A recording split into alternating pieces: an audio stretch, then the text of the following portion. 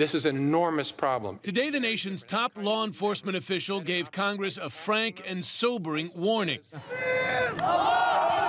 Terrorists are going dark in cyberspace. Sometimes people watch TV and think, well, the FBI must have some way to break that strong encryption. We do not, which is why this is such an important issue.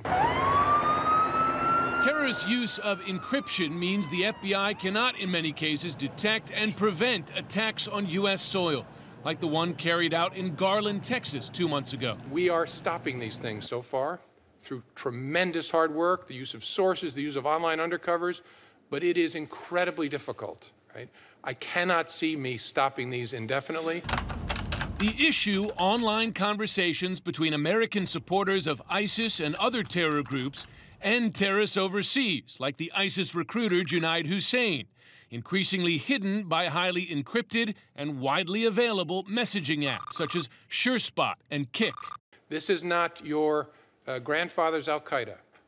Our job is to look at a haystack the size of this country for needles that are increasingly invisible to us because of end-to-end encryption. Here's how it works. A person sends a message such as, "I want to fight for ISIS," over the web. Encryption software scrambles that message, and only a recipient using the correct key can unscramble it to see its original meaning.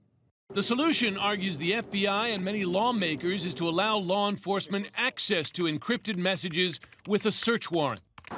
Tech companies, however, are resisting, concerned they'll lose business from privacy-conscious customers. Silicon Valley estimates it lost tens of billions of dollars to overseas competitors following revelations of mass surveillance by the NSA. The encryption debate is really about a trade.